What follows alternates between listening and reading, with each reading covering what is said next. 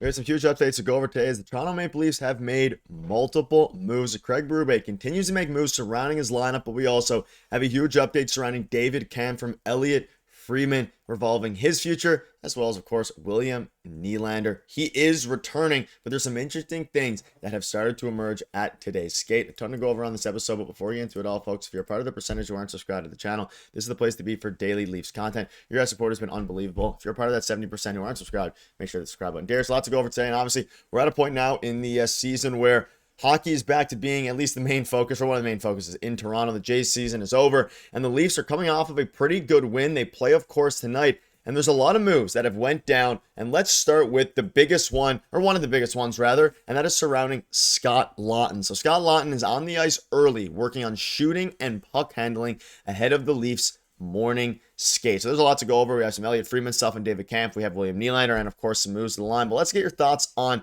Scott Laughton before we dive into the lines and everything here, because there are some moves, including one with Ethan Cowan. What are your thoughts on Scott Laughton? He's not making his debut tonight, but he's getting very, very close to returning.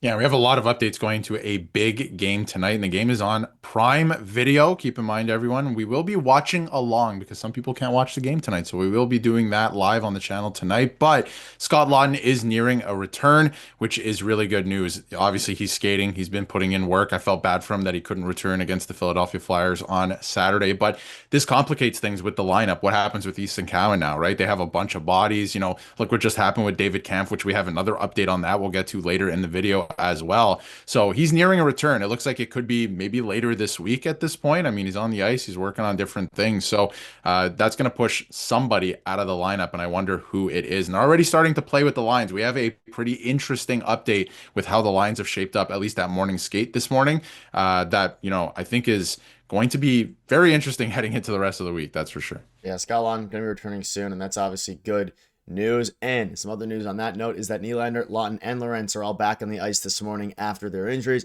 with Nylander projected to play and Laughton and Lorentz as extras. And of course, Robertson is keeping his spot. William Nylander is also back. So a lot of moving pieces here. Nylander's back, Cowan's staying in, Robertson's staying in, and then of course, Laughton's available, I guess, but he's not going to play tonight. And then, of course, you also have Steven Lorentz. So you mentioned it. They're trying to make a move.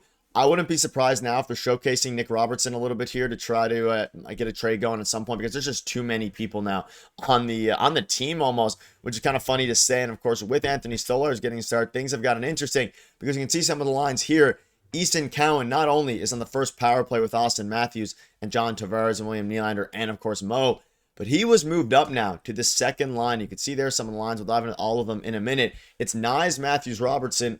And of course, here's the full lines. Cowan, Tavares, Nylander with Roy, Machelli, and then Sammy Blade, Domi, and Järnkrok, which they'll fix that in a minute here. But Darius, what are your thoughts on these lines? And these are a lot of moves. They also put Tanev on the IR retroactive to yesterday, yep. I believe it was, or November 1st. So that's even more moves that are going down here. And at this point, the team is starting to get fully healthy on the offensive side of things. Defense, of course, they're replacing Chris Tanev with Philip Myers. Hopefully, Tanev's injury isn't too bad. I think he'll be back at some point, though. Again, this team's going to have to try to float and tread water here with their best defenseman out.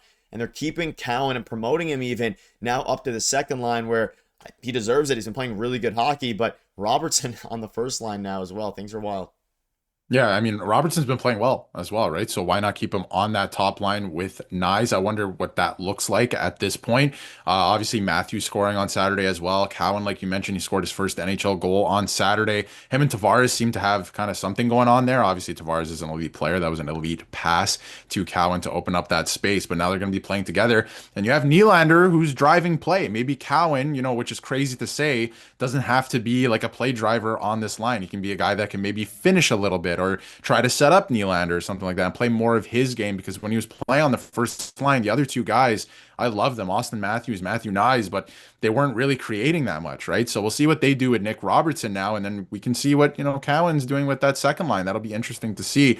One thing that I think is very interesting is if you look at this lineup today, Bobby McMahon is on the outside looking in, but he's playing tonight. Craig Berube came out and said that he is playing. So they were just rotating a lot of things in. You see Sammy Blais there as well. So I wonder where McMahon slots into this lineup tonight.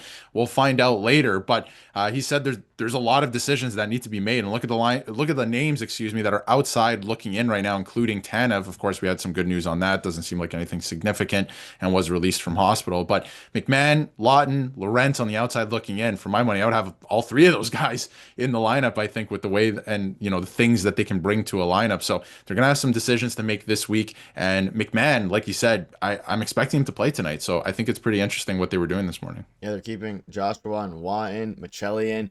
They're Lawton and Lorentz being, I guess, healthy scratched is quite the interesting turn of events here, especially given the fact that at this juncture, this team needs to start winning some games. But at the same time, this lineup has looked a little bit better lately. So let us know below your thoughts on Robertson keeping himself in the lineup and staying above guys like Lawton and Lorentz is interesting, especially given the fact that, of course, the biggest reason that he is in there, I think, right now is that A, he's playing good, but also Lawton he hasn't played a game yet this year. So interesting on that note, but let's dive into Friedman. Now, he spoke out recently on David Kampf, and he went on to explain that other agents believe that the situation getting out publicly might actually help Kampf gauge his deal. If he does end up terminating his deal, you get a sense of what opportunities and salary range might be available to him elsewhere. Things potentially softening the financial loss. So basically, on the 32 Thoughts podcast, David Kampf and Elliot Friedman spoke out, and David Kampf basically said that it seems at this point a resolution is going to come here. I don't think it's going to be returning to the Marlies there. I don't know what your thoughts are on it, but I think at this point they're trying to figure out something, and that other teams at this juncture are probably calling the Leafs about him to see what it would take. But again, his salary is the biggest issue here, and a termination of the contract might be the best for both sides at this point.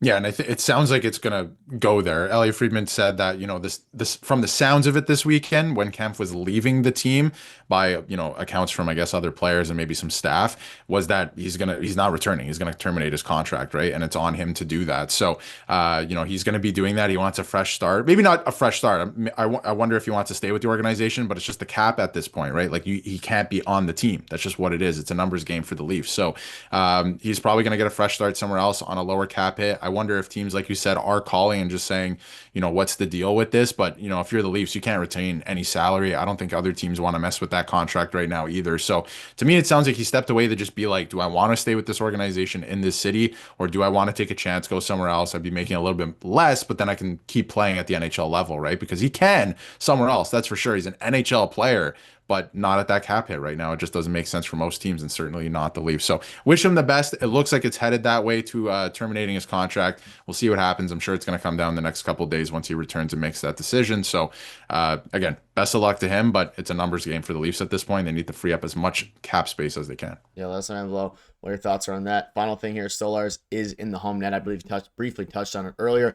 Joseph Woll is back on the ice, but not yet ready to return. So it's going to be interesting. Heavy load for Stolarz. 10 of the Leafs' first 13 games have been started by Stoli. And following Primo's disaster class game last time, I don't think that's going to change anytime soon. But that'll wrap it up. Thank you guys for watching. See you later.